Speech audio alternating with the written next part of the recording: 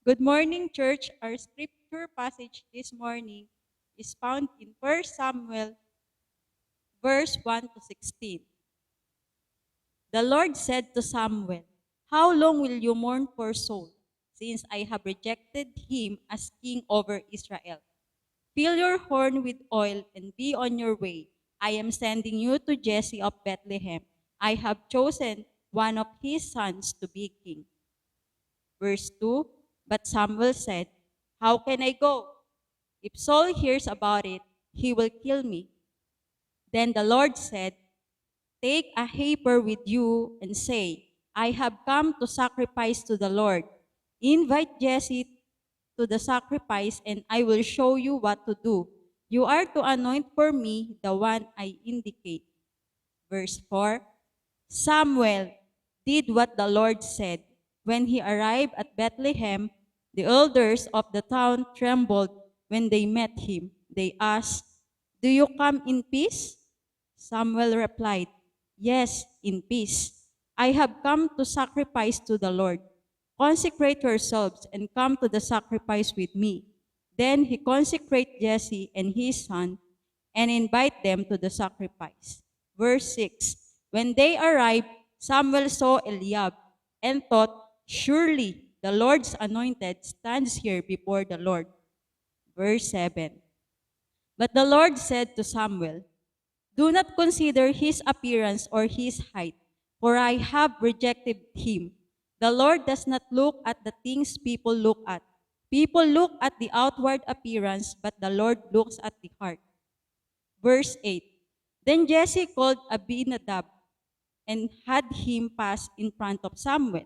But Samuel said, "The Lord has not chosen this one either." Jesse then had Sama. Sama passed by, but Samuel said, "Nor has the Lord chosen this one." Jesse had 7 of his sons pass before Samuel, but Samuel said to him, "The Lord has not chosen this." So he asked Jesse, "Are these all the sons you have?" "There is still youngest," Jesse answered. "He is tending the sheep." Samuel said, "Then send for him. We will not sit down until he arrives." Verse 12. So he sent for him and had him brought in. He was glowing with health and had a fine appearance and handsome features. Then the Lord said, "Rise and anoint him. This is the one." Verse 13. So Samuel took the horn of oil and anointed him in the presence of his brothers. And from that day on, the Spirit of the Lord came powerfully upon David. Samuel then went to Ramah. Bless the reading of God's word. Magandang umaga sa ating lahat. Maganda MHGCC.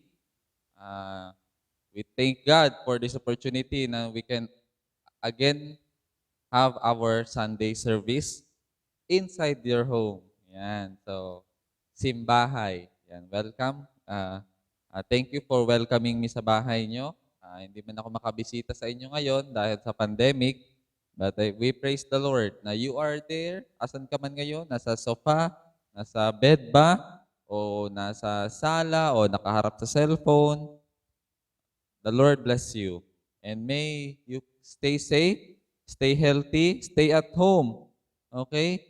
And lessen muna yung paglabas natin para makatulong tayo sa gobyerno na hindi tayo madagdag doon sa numbers ng ng COVID patient. So we praise the Lord sa mga updates sa church natin, even sa member natin ni si Sister Nancy. I think okay na siya. So we'll get to know more. I think naging better na yung situation niya. Ayan, okay. So praise the Lord sa answers of prayer, no? Okay, so to start with, I just want to share a short story about a humorous story again. Okay, so ang title ng story is Blind to Our Bad Trait. Yan, blindness sa masama nating ugali, hindi natin pagkakilala. So merong isang lasing, ikwento lang po to, merong isang lasing na lalaki na hindi niya inaamin na lasing siya. Okay, so sino bang lasing dito? Ayan, so may mga lasing no, na Maganda kausap ang lasing actually. May iba na nagiging generous pag lasing. Ayan, pagka hindi lasing yan, hiningian mo ng pera, hindi magbibigay yan.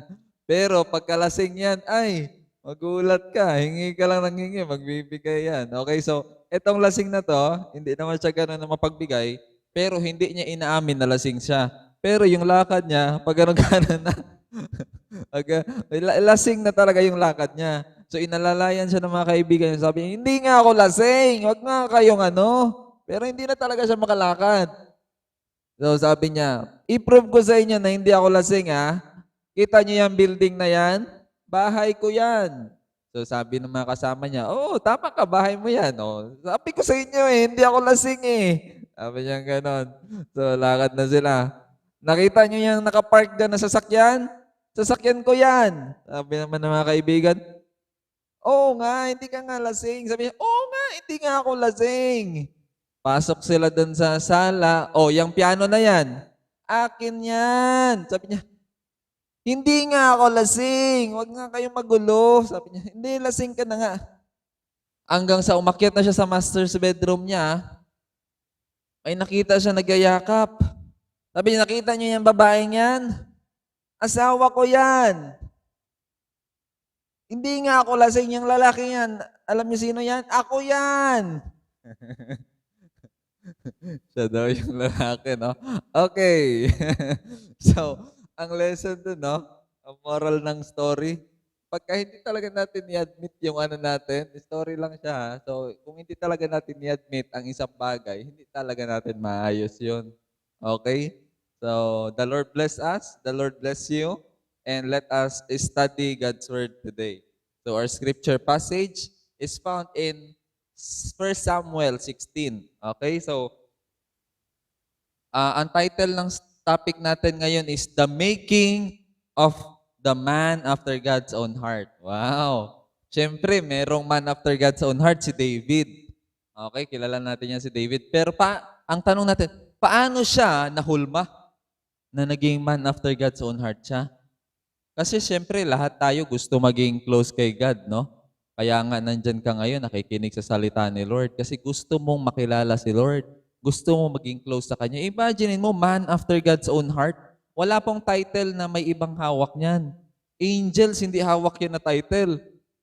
Wala pong angels na may title na ganyan. Pero si David, yun po yung title niya, The Man After God's Own Heart. Ang title namin mga pastor is The Apple of the Eye. Wow, maganda din ang title ng pastor, no? Thou shall not touch thy shepherd, for he is the apple of God's eyes. He who touches my shepherd touches my own eyes. Ay, okay din yung title ng mga pastor. Apple of the eye para kami, no? So, pero si David is man after God's own heart. Okay? Man after God's own heart. So, paano ba siya naging man after God's own heart? Automatic ba nung pagkapanganak niya, close na kagad siya kay God? O merong mga circumstances na naging dahilan kaya naging close siya kay God? Okay? So yan yung mga malalaman natin ngayon kung paano naging man after God's own heart siya. And hopefully tayo in the end, maintindihan natin at maging man after God's own heart din tayo or woman after God's own heart. Okay? So yan yung topic natin. So una po, David became man after God's own heart. The making of David is nag-umpisa sa childhood niya. Okay? So tignan natin yung kwento niya. Okay, sa 1 Samuel 16, ang sabi dito, the Lord said to Samuel, how long will you mourn for Saul, since I have rejected him as king over Israel? Imagine mo, no? The first king of Israel na reject, high standard si God, no? Mahirap pag tinawag ka ni Lord, pagka hindi ka makapasa, tanggal ka sa position mo. Walang walang probationary kay Lord eh. Pero si King Saul po, siya po yung pinakaunang hari, pero ang pinakaunang hari, failure. Grabe, no? Kasi during this time, they clamor na we want king. We want king. Kasi judges pa lang po sila. Bago po dumating kay King Saul, judges lang sila. Okay? Judges lang yung meron sila. Pero nung sabi nila, We want to be like the rest of the world. We want to be like the rest of the world. Meron silang hari.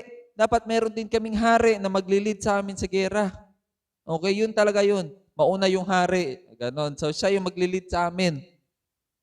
Pero, nag-fail yung unang hari. Maraming aspects bakit siya nag-fail at napag-usapan natin 'yan sa previous messages natin. Offline nga lang 'yun, no? So tignan natin kung may preach natin 'yun in the future online para meron kayong idea din sa nangyari kay King Saul. Okay, so nag-fail siya. Una siguro kasi tribe of Benjamin siya, no? Tribe of Benjamin. Ang kingship po na na authority binigay ni Lord kay tribe of Judah. Okay, si Judah, si David po galing kay tribe of Judah. Kaya siya po yung pinakaunang king na nag-succeed. Okay? Pero bakit ang unang hari pinili si Benjamin, tribe of Benjamin? Bakit kaya? Siguro to give opportunity sa iba, no? Pero pagka hindi mo talaga anointing yan, hindi mo talaga calling yan, mag-fail ka talaga dyan. Okay? Di ganyan din dito sa church, no? For example, yung calling mo, yung linya mo is fit ka sa gantong bagay. Pero gusto mo dito sa isang bagay. You are a triangle, pero gusto mo mag-fit ka sa square. Ano mangyayari? Hindi mag-work yung ministry na hawak mo kasi hindi ka para dun eh. You are a triangle and you're trying to do this thing.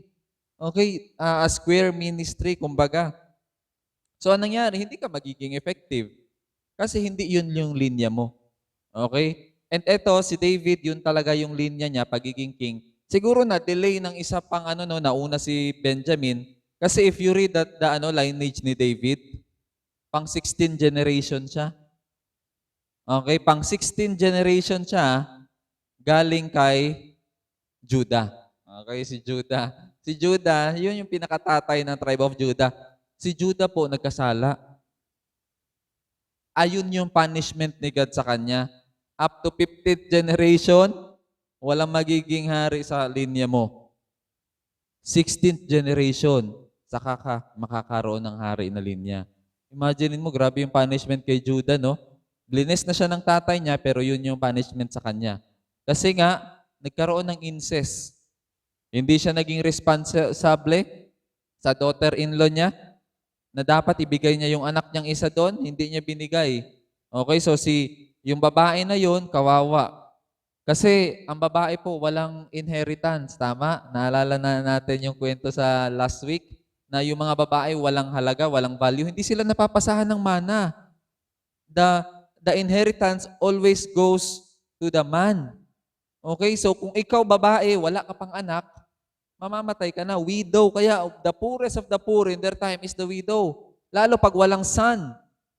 Okay, kasi walang kukuha ng lupa ng tatay nila, walang mamana nun. Hindi pwede kasi na ibigay yun sa babae. Kasi magkakaroon ng magkakaroon ng problem sa distribution of properties. Imaginein mo kung ang tribe of Judah mag-asawa ng Benjamin tribe, lahat, no? Tapos lahat patay ang lalaki. So lahat ng lupa mapunta doon sa kay Benjamin. So ngayon, lalaki yung lupa ni Benjamin. Yun yung dahilan kung bakit bawal na ipasa sa babae yung lupa. Palaging sa lalaki lang, sa anak na lalaki, para Judah pa rin. Okay, ganun yung representation niya. About sa lupa, actually yun siya. Okay, so anong nangyari? Napanish si Judah, pinanish siya, 15 generation. Pagpasok ni David, 16th generation siya. Ayun, pumasok na siya na yung naging hari. Okay, so it's in his timetable din. So ngayon, tignan natin, paano ba siya tinawag? Bakit ba? Ano ba to? Ito na ba yung tall, dark, and handsome na tao? Ito na ba yung dream guy ng mga babae? Tignan natin yung buhay ni David, ha? Bakit siya napili ni Lord? Okay. So fill your horn with oil and be on your way. I am sending you to Jesse of Bethlehem. I have chosen one of his sons to be king. Okay, isa sa mga anak niya ang hari. Wow, Benjamin. Asa Bethlehem. Okay? But Samuel said, how can I go? If Saul hears about it, he will kill me. Paano ako pupunta doon? Papatayin ako ng hari. Pag nalaman niyang nag-anoint ako ng hari, hari pa nga siya. Ano yun, magkakaroon ng kudita? Sabi ni Lord, hindi, wag mo naman masyadong i-obvious, no, na tinanggalan ko siya ng kapangyarihan. Ang gawin mo, punta ka doon, sabihin mo lang, mag-offer ka ng sacrifice. Invite mo mga elders, invite mo rin yung family ni Jesse. Doon ka sa kanila mag-sacrifice, hanapin mo yung bahay niya. Okay? So, cover up muna kasi hindi pa time. It's not time yet. Okay, so, nung nandun na siya, Samuel did what the Lord said. When he arrived at Bethlehem, the elders of the town trembled when they met him. They asked, "Do you come in peace?" Grabe, kinabahan yung mga taga Bethlehem, no? You see, pagka may prophet po, nakakatakot pag binisitahan ka ng prophet. Dalawa lang kasi ang punta ng daang purpose ng prophet. Masyadong importante itong mga oras nila. Pag pumunta sila sa'yo, dalawa lang. Either they come in peace or they come in curse. Isusumpa nila yung lugar mo. At nakakatakot pag ikaw yun ang isusumpa.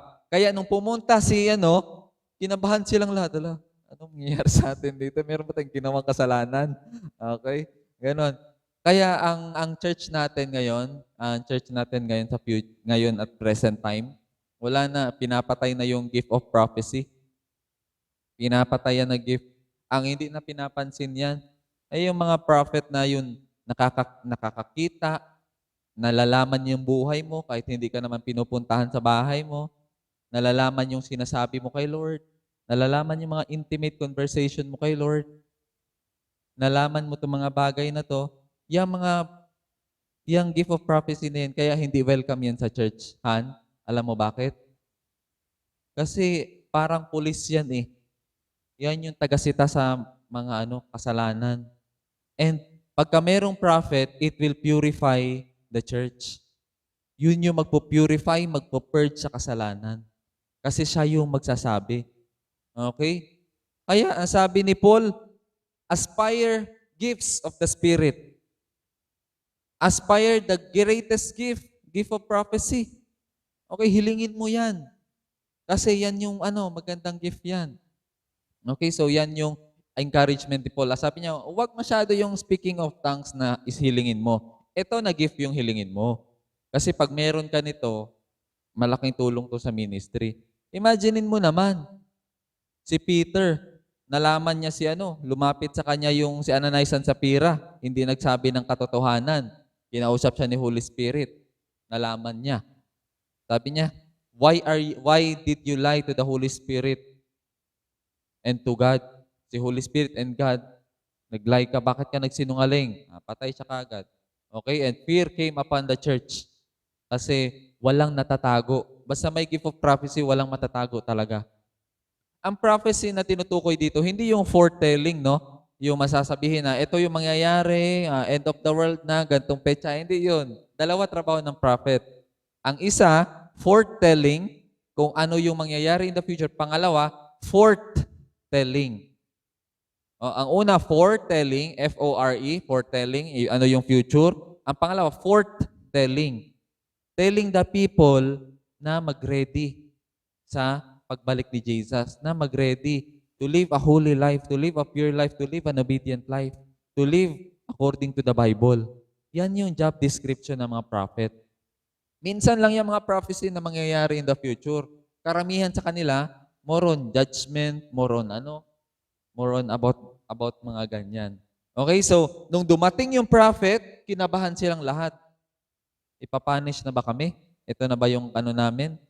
Pero sabi ni Prophet Samuel, hindi. Relax lang kayo. Magsa-sacrifice lang tayo. Okay, so yan yung sabi ni Saul. Ngayon, pagdating niya, anong sinabi niya next? Nung nakando na siya sa bahay.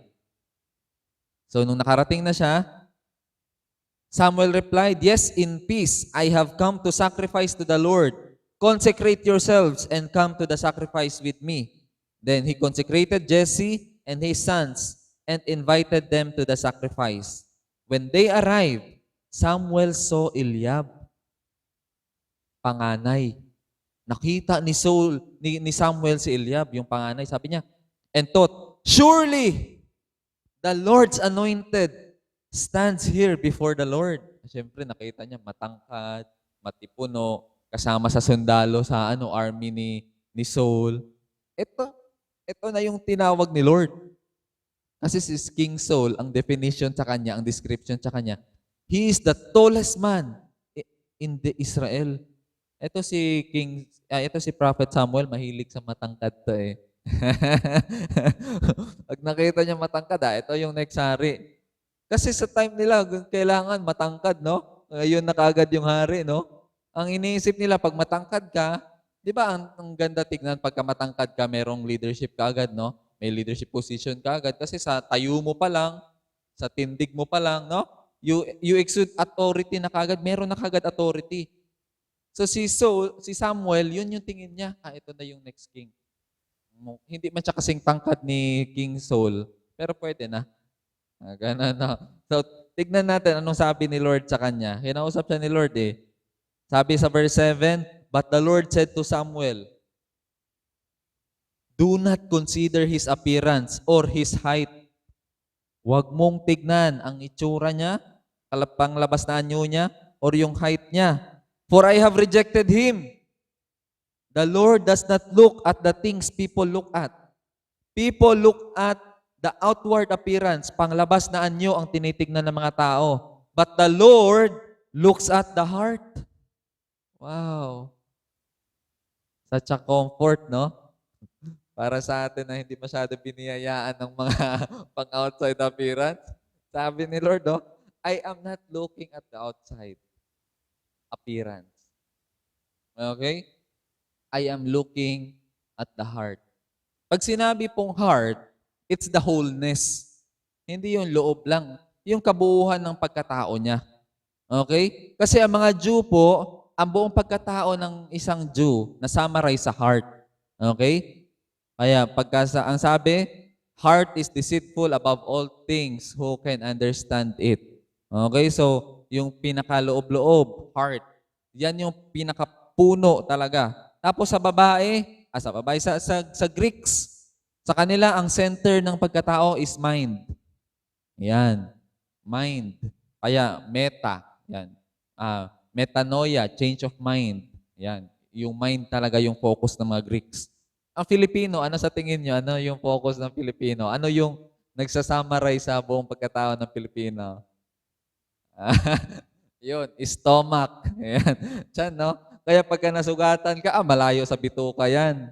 Okay, malayo sa bituka yan.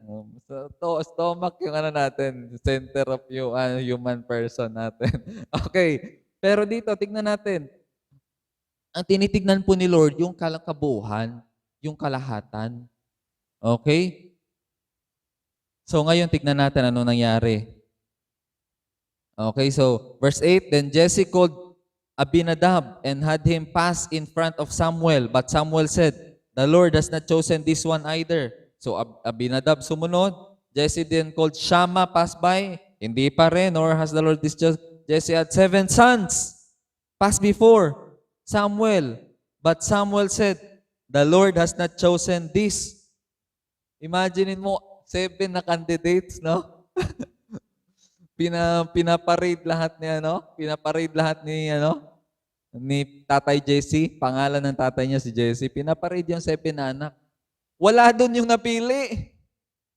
Sabi ni Samuel, mali ata yung napili ko na tao. Baka hindi ito na pamilya kasi ito na lang daw eh. 7 sons eh. Ang dami na nun. Pero ano sabi sa next verse 11? So he asked Jesse, are these all the sons you have? Ito lang ba anak mo? Alam mo ano sabi ni Jesse, Han? Tingnan mo ano sabi ni Jesse. Sabi niya, there is still the youngest. Ay, tama pala yung bunso. Nakalimutan ko. May anak pa pala ako isa. Yung bunso. The youngest. Ano sabi? Jesse answered, he is tending the sheep. Ay, huwag mo na tawagin yun. Ito na, mga the best ko to na anak.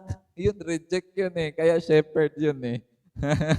Okay, backstory lang po. Ang mga shepherd po sa time nila is the most despised occupation.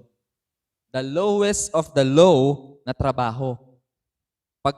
Siguro pag ayaw ka ng magulang mo, gagawin kang shepherd.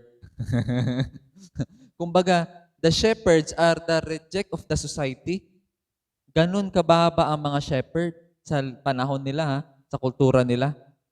To the point na nung gumawa ng temple, no? Merong temple na, tatlong temple na yan, yung nabutan ni Jesus, yung pangatlong temple na sa third temple na ni King Herod. Merong isang gate na naka-specific lang sa shepherd. The shepherd's gate. Imaginein mo yon, iba yung entrance mo. Grabe yung discrimination. Pag naging shepherd ka, grabe yung discrimination sa'yo kasi mabaho, maano na trabaho. Kasi nga sabi, yung sheep is the dumbest animal. Ang hirap ilit niyan. Yan. So anong nangyari? Si David po, shepherd boy. Si David po, despised. Pero tignan mo yung pinakaunang bisita ni Jesus nung napunta siya sa earth. Sino yung pinakaunang bisita niya, Han? Tama, shepherd. Okay, so, shepherd. So, makita mo yung kwento na si David po, hindi favorite ng tatay niya.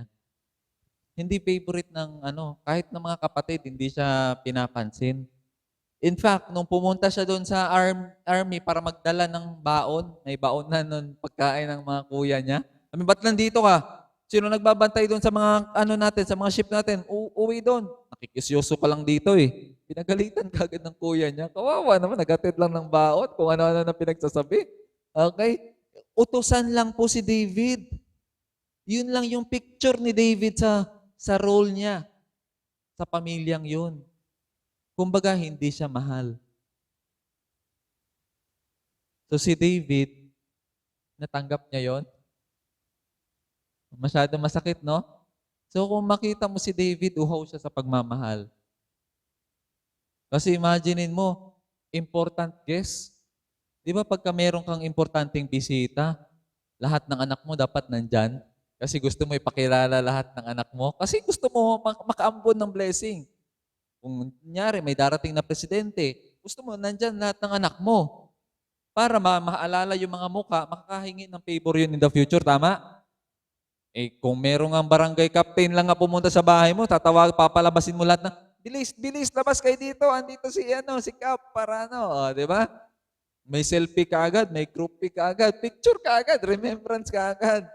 Pero ito, grabe. Inutusan na nga si Jesse na dalhin lahat ng anak, kinalimutan niya pa si David.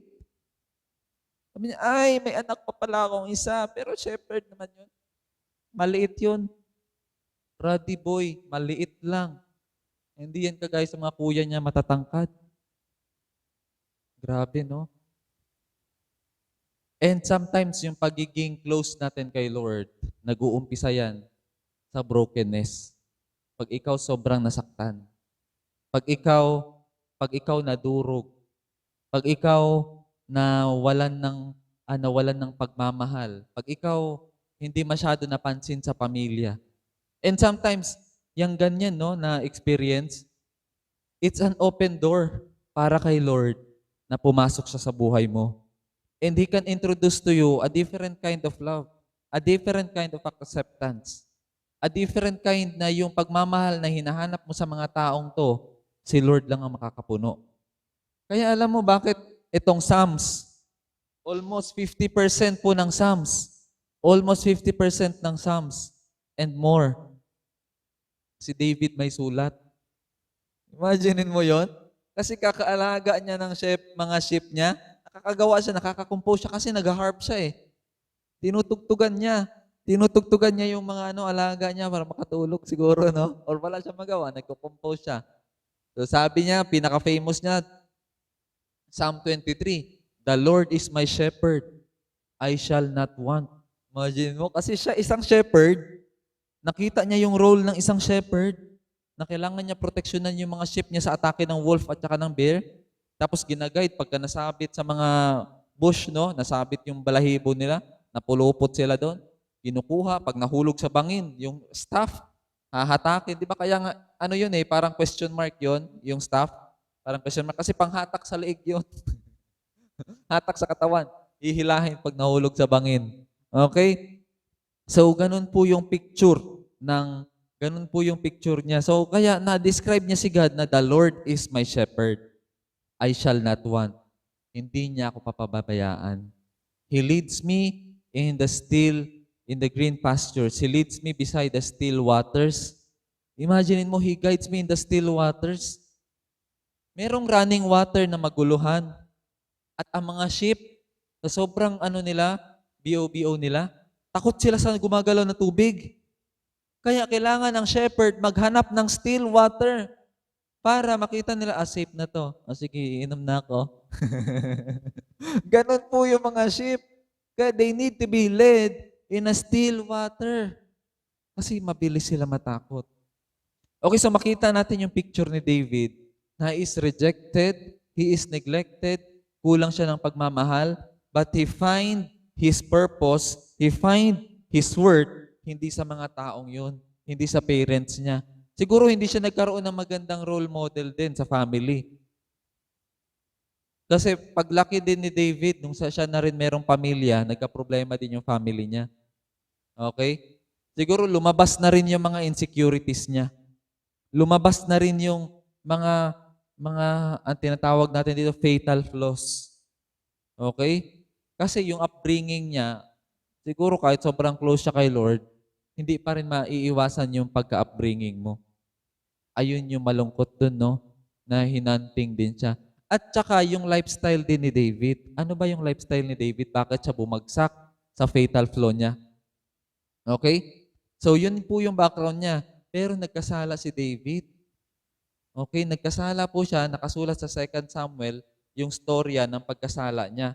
Anong kasalanan ang nagawa niya? Verse 11, 2 Samuel chapter 11, verse 1. In the spring, at that time when kings go off to war, sa panahon na hindi po nakikipaggera ang hari, pagka-spring po, hindi kasama yung hari. Pinapadala niya na lang yung mga sundalo niya. So yun yung mga hari sa panahon niya. Pero ginaya niya yung practice ng ibang hari. I have established my boundary na. Safe naman na siguro tayo dito. Hindi na muna ako sasali. Pahinga muna ako. Pero nung nag-decide siya na hindi sumama, David sent Joab out with the king's men and the whole Israelite army. They destroyed the Ammonites and besieged Rabbah. But David remained in Jerusalem. Dito na siya naumpisa na nahulog sa trap. Ano yung trap na yon? One evening, David got up from his bed. Siguro hindi siya makatulog, no? Bigla lang siyang bumangon kasi iniisip niya yung mga sundalo niya. Baka first time niya lang hindi sumama. So nagwo-worry siya. No, nagwo-worry siya. Ano na kayo nangyari doon? Ako, baka matalo sila. Kawawa naman. So bumangon siya. Umakyat siya doon sa rooftop nila. Sa roof nila. Kasi ang roof nila, flat po. Hindi kagaya dito na triangle, no? Ang mga roof sa atin. Sa kanila flat. So pwede maglakad. So naglakad yung hari sa roof niya. Tapos paglakad-lakad niya, may nakita siyang naligo. Ayun na. Mahirap talaga. Nakita niya naligo. Sino yung naliligo? Si Bathsheba. Nung nakita niya si Bathsheba na naliligo, ang CR po kasi sa mga royal places, no? Pangmayaman na kasi na lugar yon, kapitbahay na ng hari yun eh. Ang mga bahay po ng mayaman, yung banyo nila, walang bubong. Kita yung stars. Imagine mo yun, ang ganda tignan. Pag naligo ka, kita mo yung stars. So dito, nakita niya, kasi nasa bubong siya, nakita niya yung naliligo doon. So tinanong niya kagad yung messenger, sino yon? Si Bathsheba, asawa ni Uriah. Nilinaw na may asawa. Nilinaw talaga. Kasi kinutuban na yung messenger eh. Naku, may planong masama to si Haring David. Ito talaga, pag wala kang ginagawa, no? Idle mind is the breeding ground of the devil. Alam mo, pag wala kang ginagawa, saka ka makakaisip na kung ano-anong kasamaan. Kasi open yung mind mo eh, para sa suggestion ng kaaway. Kaya hindi maganda na masyadong tambay ka lang, masyadong nakaupo ka lang, nakahiga ka lang, wala ka man lang pampapawis, no? Sabihin na natin na pensyonado ka or sabihin na natin na well-off ka, hindi mo na kailangan magtrabaho, mabubuhay ka. Pag hindi ka talaga gumawa, hindi ka man lang nag-jogging, hindi ka man lang nagpapawis, hindi ka man lang gumawa ng mga chores, pag yung mind mo idle, wala kang pinapasok sa utak mo, bubulungan ka ng demonyo. The idle mind is the breeding ground of the devil. Ayan yung favorite na mind ng demonyo, yung walang ginagawa. Kaya mamaya-maya, kakagising mo lang, kakaupo mo, kung ano-ano na binulong sa'yo hanggang super discouraged ka na, super tamlay ka na, super pinanghinaan ka na. Tapos sabi mo, ayaw ko na mabuhay. Dami kong problema. Hindi, walang katapusan yung problema. Pag natalo ko tong isang problema, may bago na namang problema. Paano kaya to? Palaging hindi nauubos, suko na ako. Ayan, umabot ka na tuloy sa conclusion na susuko ka na. Kasi, andun ka lang. Nag-suggest lang ng nag-suggest yung kaaway mo sa'yo. Wala ka na sa mood sa paggawa ng kalooban ni Lord. Okay, so, dito po, nung walang ginagawa si David, sinabihan na siya ng messenger, the wife of Uriah. Sabi niya, okay, patawag mo dito. Makipagkwentuhan ako sa kanya about sa asawa niya. Grabe, no? Nakipagkwentuhan. Pero dalawa lang sila. Doon pa sa bedroom. Aray. Yung si Uriah po, isa po yan sa mga pinagkakatiwalaan ng hari. Kasi si Uriah, meron na yang posisyon sa pagiging sundalo. Okay?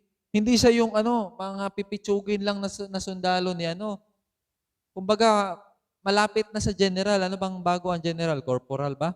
hindi ako masyado maalam sa ranking eh. Pero si Uriah, malapit na. Kasi yung bahay niya malapit sa King's Palace eh. Tama?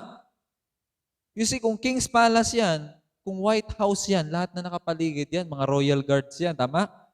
So si Uriah, hindi basta-basta. Kung mga sundalo lang yun, nandun lang sila sa ibang lugar, malayo-layo. Pero yun, ibang tao to.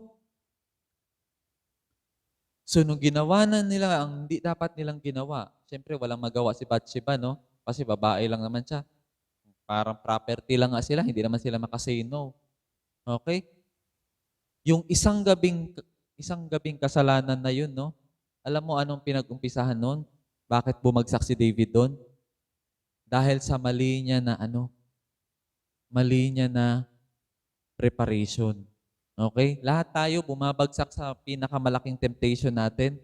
Pagka mali-mali yung pag-prepare natin sa temptation na yun. Kasi ang utos ng Panginoon sa mga king sa Deuteronomy 18 or 21, ang utos po doon, the king should have only one wife. Isang asawa lang. Pero dahil sa paligid ng mga Israelites, ang mga hari, maraming asawa, ginaya ni David. Okay? Naka-6 na, naka-7 na. Hindi pa kontento, dinagdag pa si Bathsheba. May imagine mo yun? Kasi nag-practice na siya ng pagpadami ng asawa. Nung dumating si Bathsheba, hindi siya nakahindi. Pero this time, nagkasala siya. Kasi ito, may asawa to eh. Okay? At buhay pa yung asawa. Okay? Yung last na tinulungan niya, na naging asawa niya rin, si Abigail, naawa siya kay Abigail. Kasi binubugbog, battered wife yun eh. Binubugbog ng asawang lalaki. Eh nung hindi pinas lang ni David yun, namatay lang ng pusa yun, Han. Kasi gusto na sanang patay ni David yun sa ginawa niya. Pero sabi lang ng isang prophet sa kanya, huwag mong dumihan yung kamay mo sa ganyang klaseng tao. Let that person die a natural death. So kung merong mga galit sa'yo, no, huwag mo na patulan. Let them die a natural death. Huwag mo na dumihan yung kamay mo. Alam mo, pag alis ni David, kumain ng tinapay yun, nabilaukan, namatay. Imaginin mo. Iba talaga pag si Lord ang kumilos. Hindi mo na kailangan gumante. So nung nakita niya, naging widow si Abigail, sabi niya, sige, sama ka na sa akin. Si David masyadong maawain eh. Mahirap pala masyadong maawain, no? Pagka malalaki, masyadong maawain. Kaya maraming mga mga babaero eh. Ayan, so mahirap, no? Mahirap maging playful. Ayan, so si David, mali-mali yung preparation niya kasi isa lang dapat yung asawa ng hari, pero siya, nag-iimpok siya ng asawa. Nag-iipon pa ng asawa, no? Ngayon, nung dumating na yung greatest temptation ng buhay niya, Anong ginawa niya? Tinalunan niya yung kasalanan niya. Napunta siya doon. Pero kung ang preparation ni David is naging faithful siya, hindi siya nag-asawa ng marami, naging loyal siya, hindi mangyayari yun. Hindi siya mahuhulog pagdating kay Bathsheba. Bakit? Kasi lahat ng preparation niya palayo sa temptation eh. Tama, hindi? Pag dumating na yung greatest temptation, ang layo. Hindi siya maapektuhan. Tama? Kasi nga po, how you prepare today will determine your success for tomorrow. Kung paano mo nire-ready yung sarili mo ngayon, it will determine kung maging successful ka o hindi. Okay? Lahat tayo nag-aantay ng big break. No? Sana magkaroon ako ng big break. Sana ma-overcome ko yung malaking temptation sa buhay ko. Ang tanong, paano ka nagpe-prepare? Alam nyo bakit maraming adultery sa case natin ngayon? Alam nyo kung bakit maraming mga kaso tayo sa ganyan? Kasi po ang Philippines, number 1 po sa pagsasearch ng mga porn sites. Palaging lumalabas sa Facebook yan. Number 1, Philippines. Number 1 sa porn sites. Imaginein mo yun? Palagi nandun yung mga Pilipino. And pag nanonood po tayo ng porn, alam nyo anong ginagawa ng pornography sa utak natin? Kinukondisyon yung utak natin, makakakita ng iba-ibang babae na nakahubad. Iba-ibang babae na nakahubad, iba-ibang klase ng genital. So ikaw, meron ka ng asawa, hindi ka na magiging komportable sa asawa mo. Kasi gusto mo na ng iba. Kasi yung utak mo na kondisyon sa pornography. Yan po yung sinasabi ko na how you prepare today will determine if you will be successful or not. You see, ang adultery po, nandyan, nakaabang lang sa'yo. Kung ikaw ituloy-tuloy mong panonood niyan, darating ang time, pag dumating na yung adultery na yan, nakasalanan na yan, maliligo ka dyan, mahuhulog ka dyan. Okay? Kasi wrong preparation.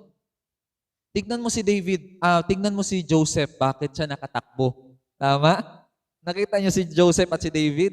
Alam niyo, pareha sila at the age of 30, paakyat. At the age of 30, baliktad pala. Si David, pag age 30, paakyat. Si Joseph at the age of 30, pababa. Kasi puro no? Pero yung peak niya ng 30, after nung kasalanan nila, si Joseph po, nakasurvive sa kasalanan. Tumakbo siya palayo. Naiwan ako ng camera. Tumakbo siya palayo. Okay, tinakbuhan niya yung kasalanan. Si David, anong ginawa niya? Tumakbo siya palapit. Tawagin niyo, bilis ang layo, hindi ko siya abot. Nakikita ko lang siya. Pornography. Nakikita lang ni David, si Bathsheba. Tawagin niyo siya. I have the means, I have the power. Kaya ang mga lalaki, pagka merong pera, nang bababae eh. Kaya ikaw lalaki, kung ikaw kinakausap ko, kung nagkakasala kapag marami kang pera, umu-order ka ng pokpok, no? I tell you, huwag ka humawak ng pera. Kung ikaw lalaki, pag humawak ka ng cellphone, nagkakasala ka kung sino-sino chinachat mo, huwag kang humawak ng cellphone. Yun po yung sabi ni Jesus, na if your right eye causes you to sin, gouge it out. If your right hand causes you to sin, cut it off. Ang topic po ni Jesus nun, adultery. Ang solusyon po ni Jesus, hindi prayer. It's a drastic move. Ibig sabihin, aksyonan mo kaagad, aksyonan mo kaagad, aksyonan mo kaagad. Kasi pag di mo inaksyonan yan, kakainin ka niyan. Putulin mo yung kamay mo, tanggalin mo yung mata mo. Mas better para makapunta ka ng langit na kulang ka ng isang mata o isang kamay kaysa itapon ka sa impyerno buong katawan mo. Ang point ni Jesus, hindi literal, no? Ang point ni Jesus is iwasan mo siya. Layuan mo siya. Kung ang pagchat-chat sa Facebook ng kung sino-sino ang makakaroon ka na magkakasala ka, huwag ka na mag-cellphone. Kaya kung ang asawa mong babae, pinagbawalan ka mag-Facebook, pinagbawalan ka mag-cellphone, intindihin mo, kasi nag-fail ka na eh. Pasalamat ka nga, pinagbabawalan ka pa niya. Ibig sabihin, gusto niya na ma-preserve yung relasyon niyo. Okay? Kung pera ang dahilan na magkakasala ka, huwag ka humawak ng pera. Ipahawak mo lahat sa asawa mo. Kasi kung may pera ka, ang bilis na lang mag-send, no? Send to GCash na lang. Kung sino-sino na sinisendan mo. Papalakas ka na sa gusto mo mga tinatarget mo maging chicks. Ay, hindi po ganun yun. Si David po bumagsak sa greatest temptation ng buhay niya kasi hindi ready yung pagpe-prepare niya. Hinanda niya yung sarili niya na mabumagsak doon. Nag-accumulate, nung nakita na niya, hindi siya nakahindi. Si Joseph, ano yung preparation niya? Sabi niya kay Potiphar's wife, baka isipin niyo si Bathsheba at saka si Potiphar, magkaiba. Ay, siyempre, mas maganda si Bathsheba. Kasi si Bathsheba, Jew yun eh. Si Potiphar's wife, Egyptian yun. Okay? Sabihin mo, sino yung mas maganda? I tell you, baka mas maganda yung isa. Yung Egyptian. Kasi sa kanila si Cleopatra eh. Naliligo po sila ng gatas. Alam mo yung skin ni Cleopatra na parang baby skin? Na sobrang lambot, sobrang tapos yung pabango nila. Kaya kung temptation lang, niyakap po si Joseph. Niyakap siya nung babaeng yun at naamoy ni Joseph yun. Imagine mo yung na-arouse siguro si Joseph. Kasi kung hindi na-arouse si Joseph, hindi siya tatakbo eh. Naku, kung tatayo ako dito, baka iba pa yung tumayo, takbo na ako. Tinakbuhan niya. Okay, yun po yung ginawa ni Joseph. Kasi ang preparation ni Joseph, paano? Sabi niya, I have made a discipline. Sabi niya, to obey God and to obey my master. Discipline every day na magsunod lang sa master niya. Yun yung araw-araw niya na binild. Kaya nung dumating ang great temptation, hindi siya bumagsak.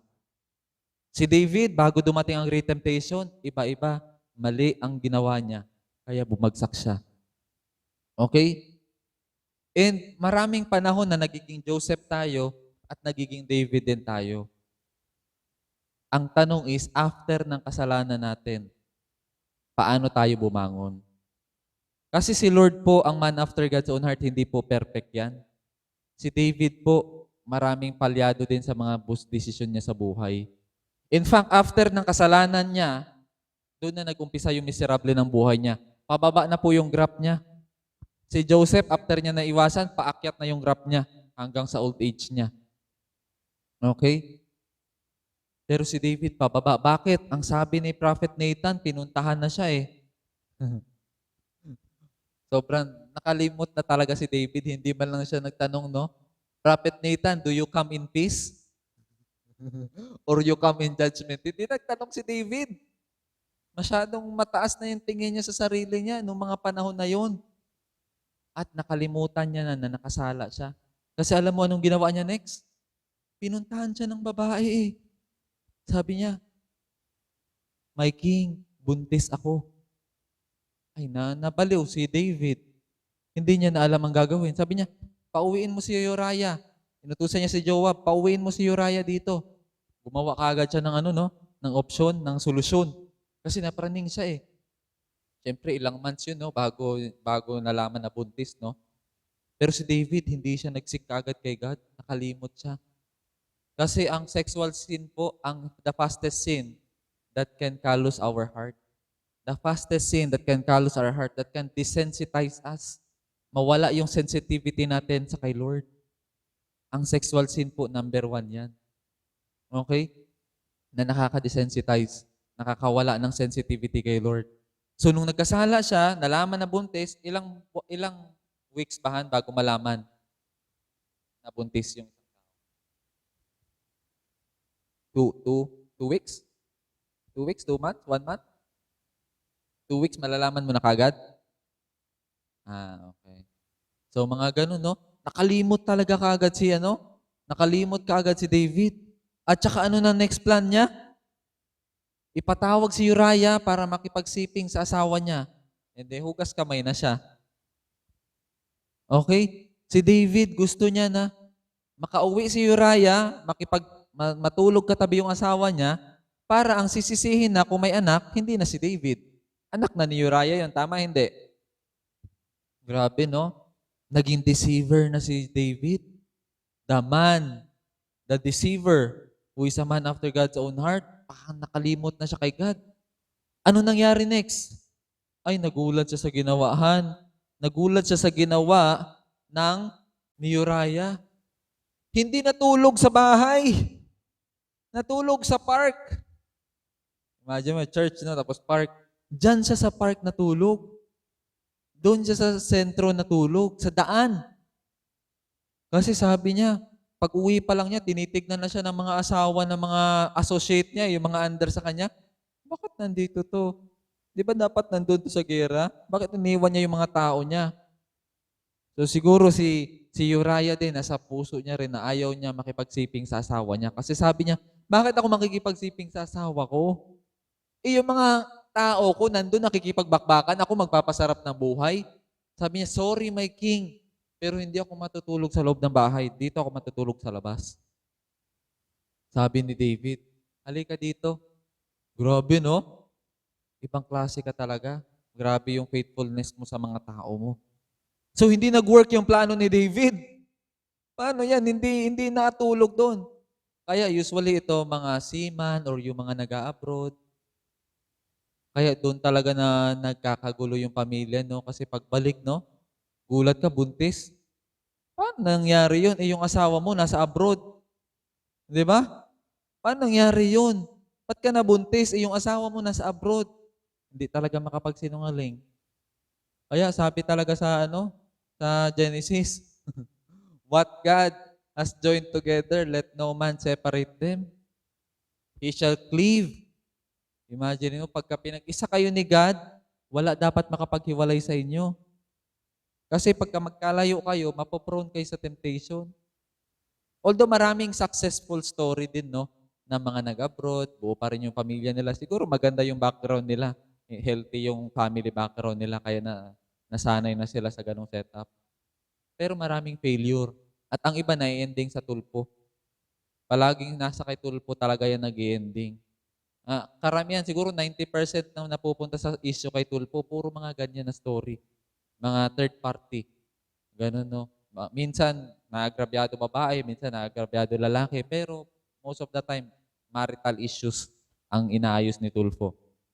Okay, so ang point ko lang, no, hindi nakipagsiping yung asawa niya si Uriah.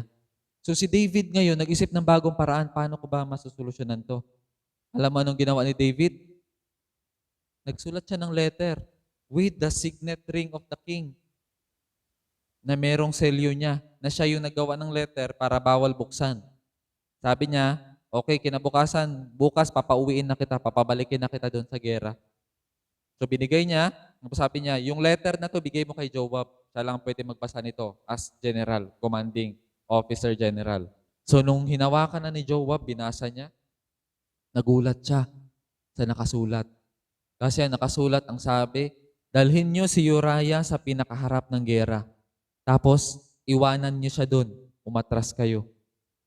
Grabe, no? Pinapapatay si Uriah.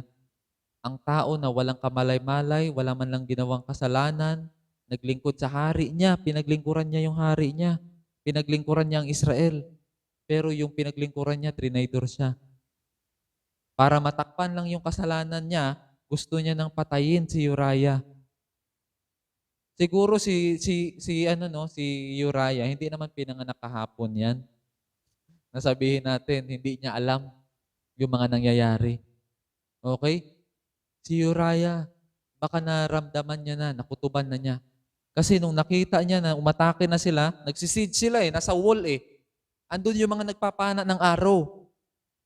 Pero pinapunta siya sa harapan. You see po, pag officer ka, nasa likod ka lang. Ang nauuna doon, yung mga footman, mga worker, yung mga mababang rank lang nandun sa harap. Pero siya, pinapauna siya Tapos nag-withdraw lahat, iniwan siya doon. Imaginein mo yun, mga kaibigan niya yun lahat, pero dahil utos ng hari.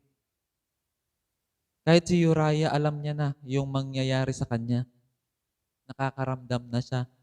Pero sinunod niya pa rin at sobrang sakit nang nangyari sa kanya. Hindi siya gumanti. Hindi siya nag-co-op. Nagkudita? Hindi siya nagkudita. Let God be my judge. Siya gaganti para sa akin. Hinarap niya ng tunay na lalaki, na-awardan siya ng Medal of Valor, nakauwi, na meron siyang award, no? Pero alam ng lahat ng officers ang ginawa ni David, na pinapatay talaga siya. Pinamuka lang na sa gera namatay, pero actually si David ang pumatay. Ngayon, si God, nakakita sa ginawa niya. Kinausap niya si Prophet Nathan. Sabi niya, Nathan, kausapin mo nga to. Nakalimot na ata sa akin. Pinadalhan siya ng propeta. You see, ang propeta po, hindi kailangan ng appointment para makapasok sa palasyo. Ngayon, pagka pupunta ka sa White House, sa palasyo natin dito sa Malacanang, kailangan mo ng letter, marami, no? May COVID pass pa, kailangan dami mong pass. Mga marami.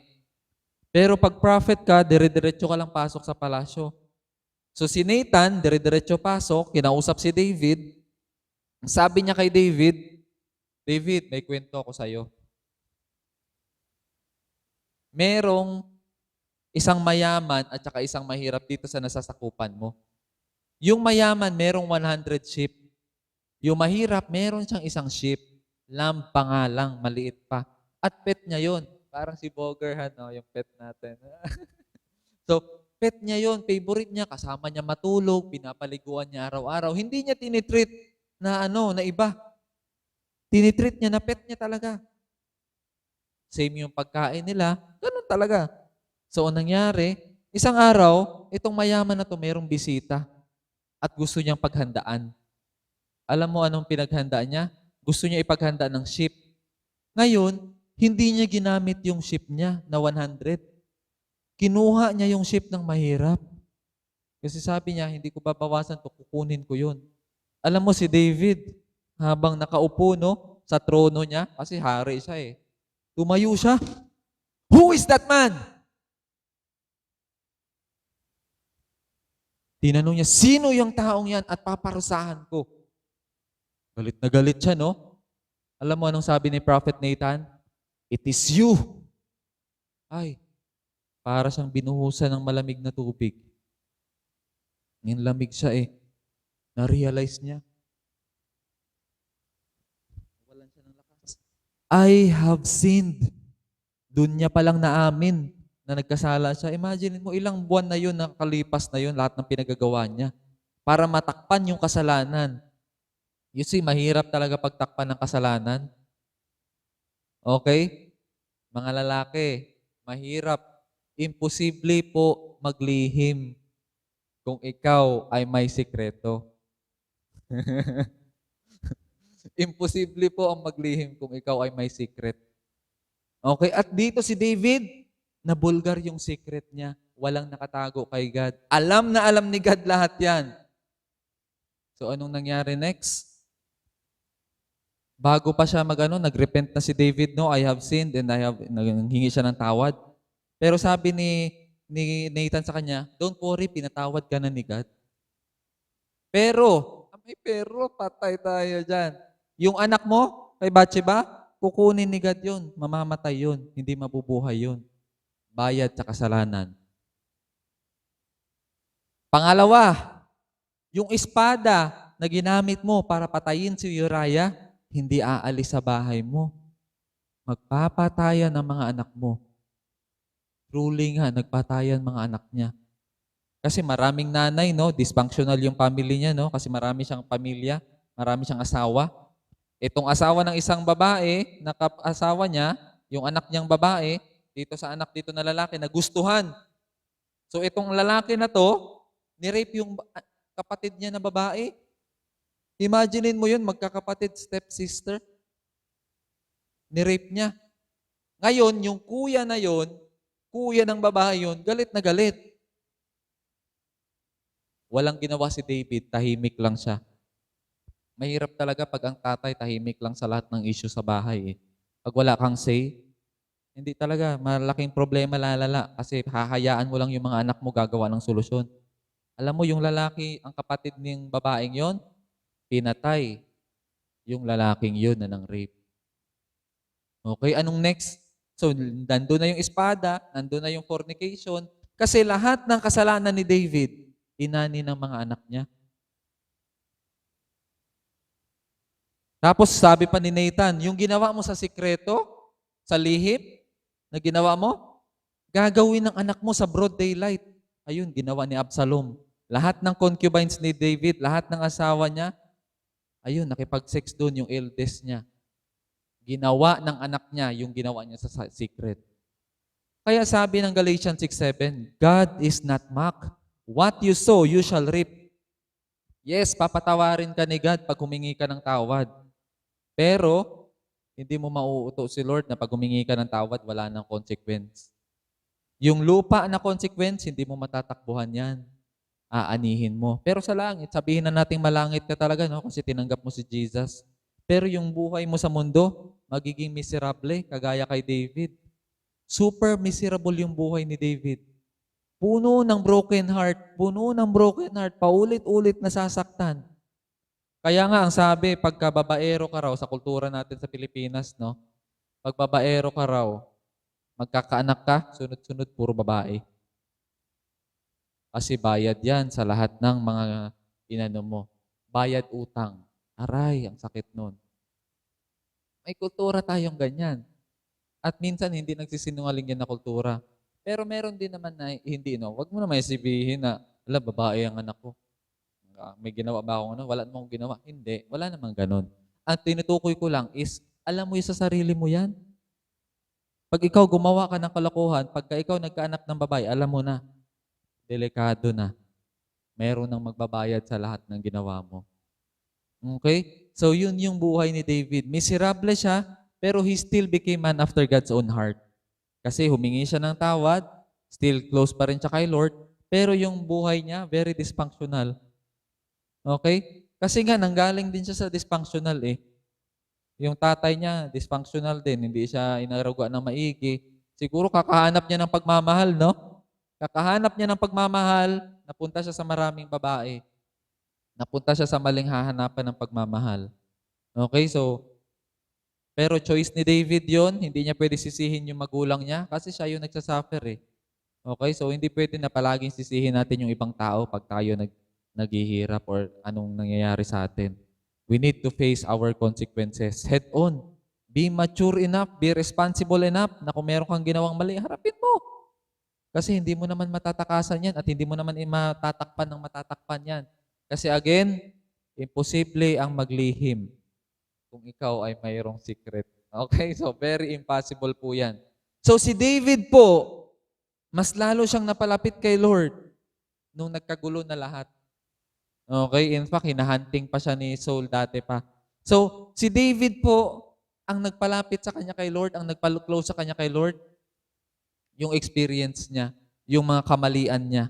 At hindi yung mga kasalanan niya nagpalayo lalo kay Lord. Yung kasalanan niya na nagawa, lalo pa siyang nagpalapit kay Lord.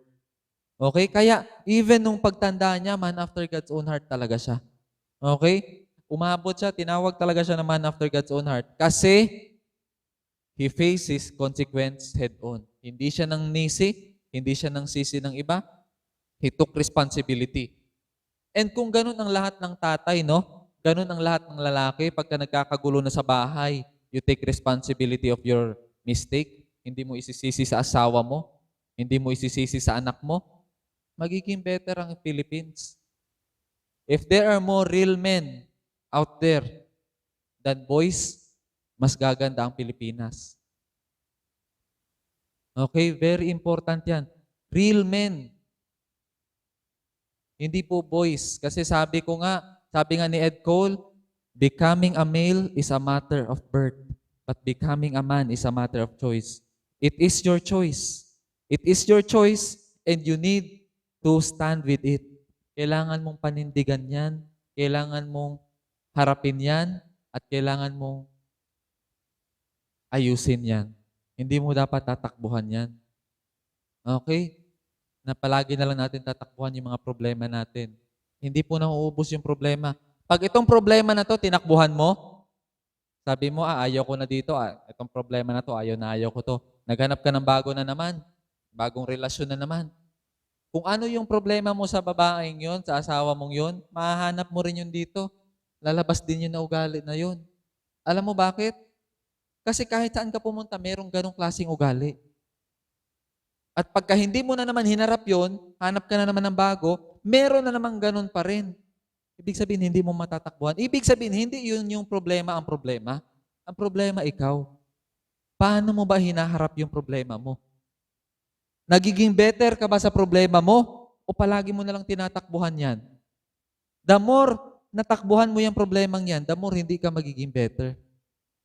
You see, kung ang problema mo 10 years ago, kung ang problema mo at saka yung kalaban mo 10 years ago, is same pa rin yung kalaban mo ngayon, same pa rin yung problema mo ngayon, ibig sabihin hindi ka nag-grow within that 10 years. Kasi dapat, next level na yung bago mo na yung kalaban ngayon. Bago na yung problema mo ngayon.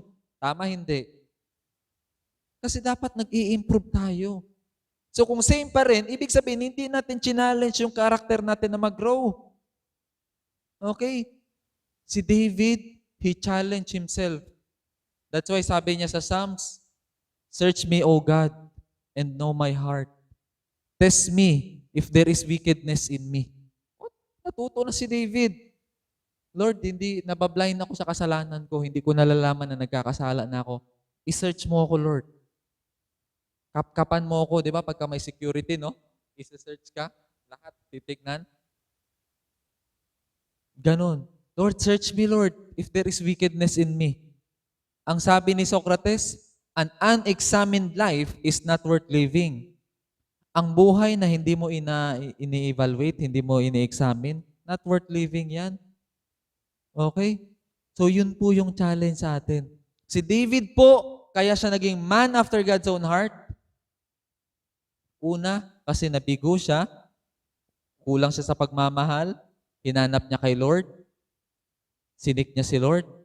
Pangalawa, kahit nag-fail siya sa mga desisyon niya sa buhay, hinanap niya pa rin si Lord. Humingi siya ng tawad kay Lord, bumalik siya kay Lord. At nag-repent siya at contrite siya, mapagsisi siya na tao. Hindi siya mapagsisi sa iba ha, mapagsisi siya sa kasalanan niya. And yan dapat ang ginagawa ng kasalanan. Yan dapat ang ginagawa ng mga problema sa buhay natin. Nagiging better tayo. I-improve natin yung sarili natin. Okay? So let me end with this story. Meron magnanay nag-usap, no? Sabi niya, "Ma, suko na ako, ma. Ang dami kong problema. Hindi nauubos yung problema ko." Okay? Ayaw ko na, ma. Pagka natapos ko itong isang problema, may bago na namang problema. Hindi nauubos. Mabayaran ng isang utang, meron namang bago. Hindi nauubos. Ayaw ko na, suko na ako. Sabi niya ganun sa mama niya. Kasi sobrang daming ang problema. Yung mama niya, tumango lang, okay. Tapos sinama niya sa kitchen. Kumuha yung mama niya ng carrot, ng itlog, at saka ng granules ng kape. Inano niya sa stove niya, 3 na burner, nilagyan niya 3 ng tubig, inilagay niya yung 3. Dito yung carrot, dito yung itlog, at dito yung kape. So hindi siya sinasagot, basta pinasama lang siya. After ilang minutes, hours, 1 hour, 30 minutes, inilabas na. Tapos, pinahawakan sa kanya yung carrot.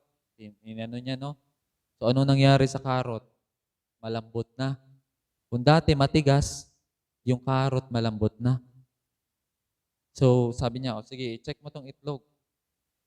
Paghawak niya, same pa rin yung itsura ng egg, pero pagbasag niya, matigas na yung sa loob. Okay, tumigas na. Yung pangatlo, pinainom sa kanya, yung timpla. Okay, brewed coffee. Ay, sarap. Ang sarap ng amoy, ang sarap ng lasa.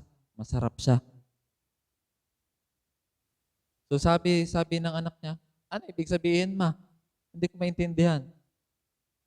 Sabi niya, itong 3 na to, parehas sila nagkaroon ng problema. Parehas sila nasala sa init. Parehas sila ng experience na nangyari sa kanila. Pero bawat isa, iba-iba yung reaction sa nangyari sa kanila. Yung isa, malakas siya, strong siya, pero nung nandun na yung problema, nanghina siya. Okay? Yun yung carrot. Nanghina, nanlambot, at sumuko. Pangalawa, yung itlog. Bago yung problema, same yung itsura niya. After ng problema, nandun na, na-test na siya ng heat. Akala mo same pa rin siya. Masayahin pa rin na tao. Pero pagbasag mo ng shell, makapal na pala yung bagong shell. Tumigas na pala siya sa loob. Ibig sabihin, yung pain, hinarden siya. Yung pangatlo,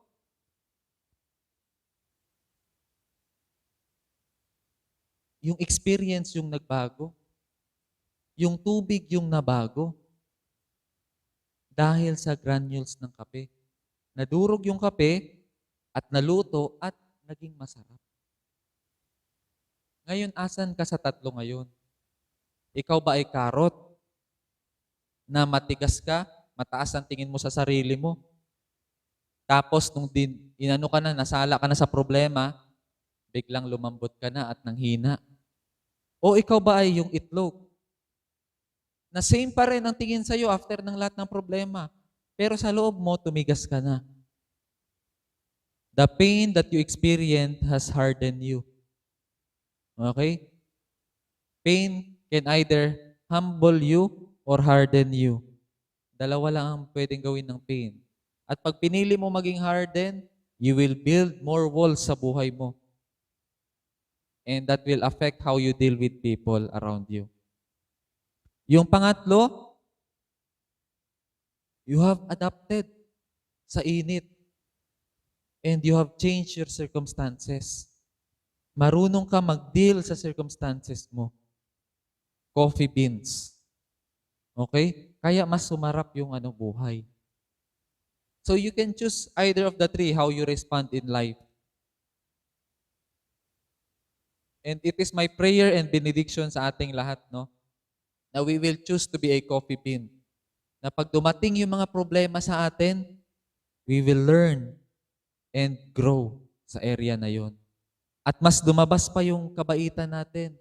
At lumabas pa yung maturity natin, yung Christ-likeness natin. Although masakit man, pero it will bring out the best in you. Kagaya ni Michelangelo, pag may nakita siyang malaking bato, ang nakikita niya sa batong yon is yung Statue of David. I-chip out niya lahat ng hindi si David. Tatanggalin niya yun lahat. Yung bato, iiyak yun. Aray, aray, aray, ang sakit, sakit, sakit. Pero after na i-chip out lahat ni Michelangelo yung marble na yon, lalabas ang image na Statue of David. And ganun din ginagawa ni Lord sa atin. Lahat ng mga hindi gusto makita ni Lord sa atin, lahat ng mga ugali na hindi Christ-likeness, i-chip out ni Lord lahat yan. And alam mo anong gagamitin niya? Pain. Kasi ang pain is the school of character. We will learn more in pain. Marami tayong mai-encounter, marami tayong maitututunan sa pain. Okay?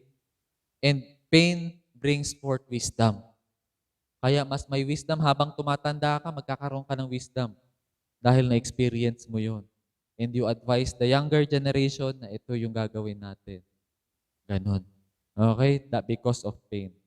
Okay? So, the Lord bless you. The Lord cause His face to shine upon you. The Lord bless us all. God bless.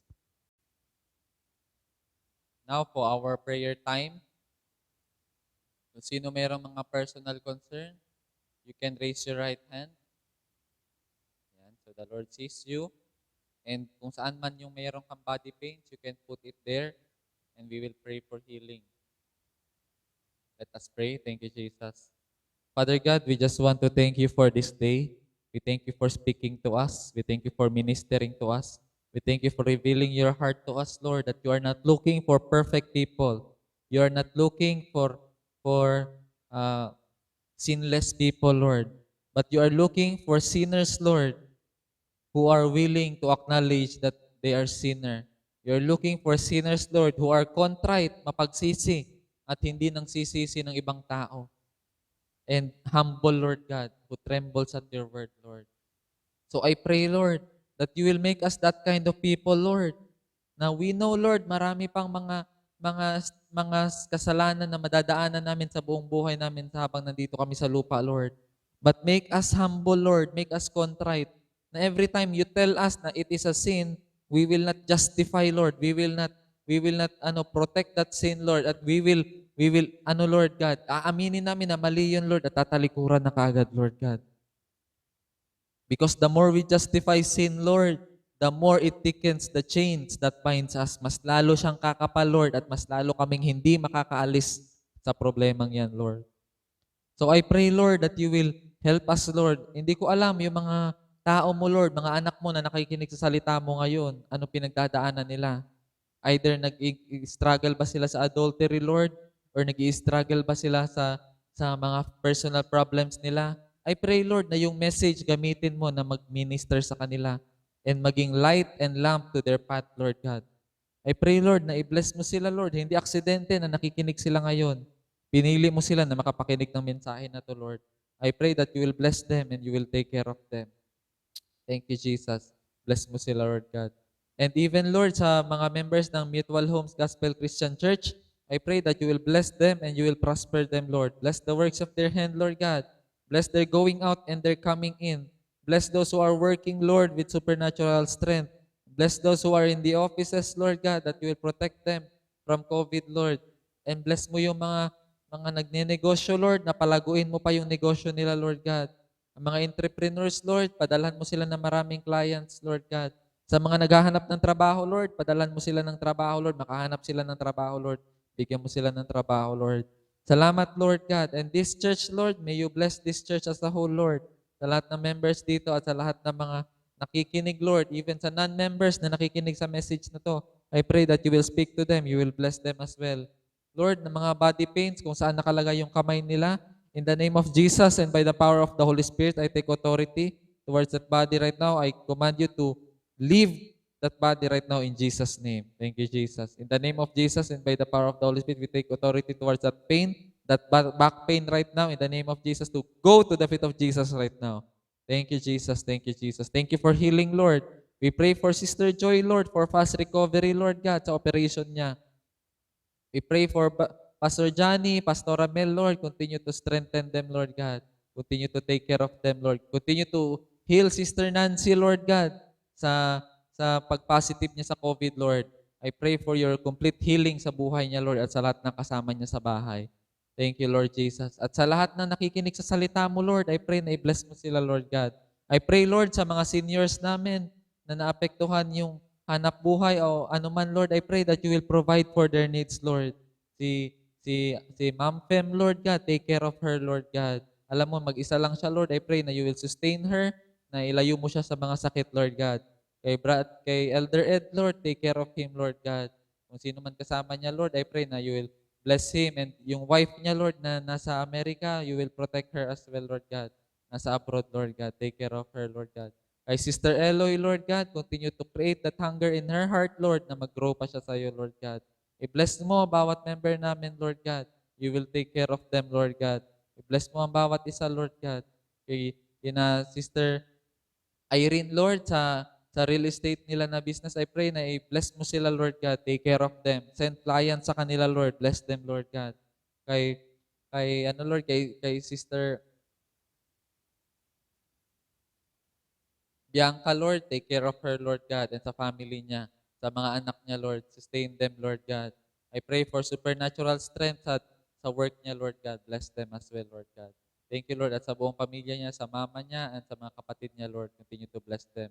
Kay Brother Conrad, sa pagbibiyahe niya sa tricycle, take care of him, Lord God. Na ilayo mo siya sa kapamakan, na hindi siya magkaroon ng pasahero na may COVID, Lord God.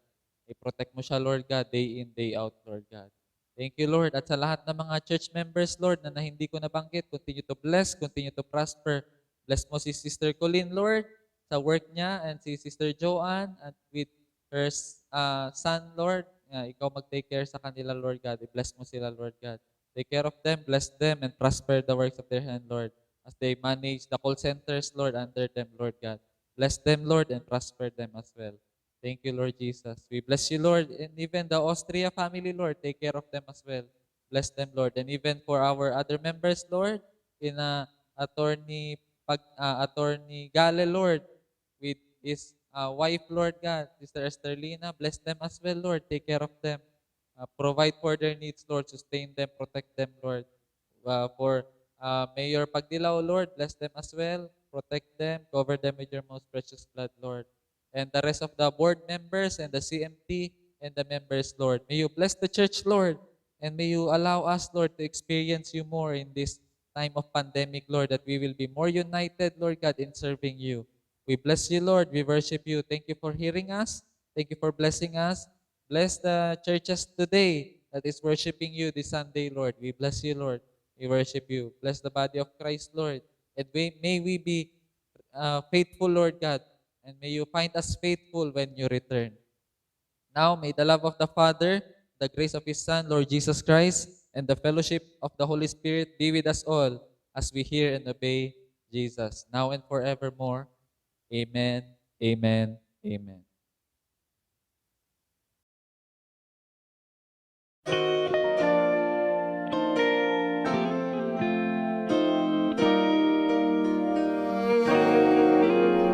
On a hill far away stood an old rugged cross, the emblem of suffering and shame. How I love that old cross, where the dearest and best for a world of lost sinners was slain. So I'll cherish the old rugged cross till my trophies at last I lay down. I will cling to the old rugged cross and exchange it someday for a crown. Oh, that old rugged cross, so despised by the world, has a wondrous attraction for me. For the dear Lamb of God left His glory above to bear it to dark Calvary. So I'll cherish the old rugged cross till my trophies at last I lay down. I will cling to the old rugged cross and exchange it someday for a crown.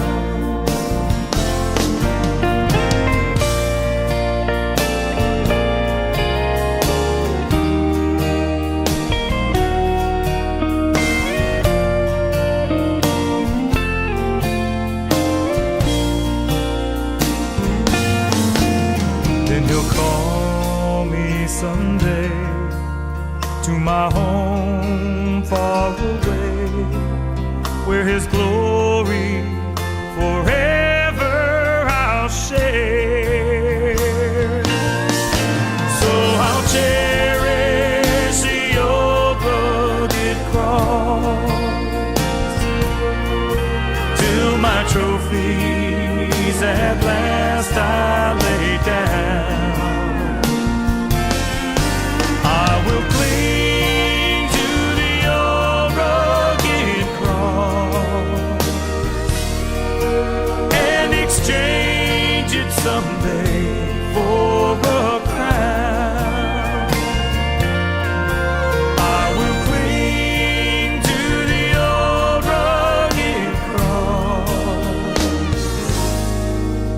and exchange it someday for a crown.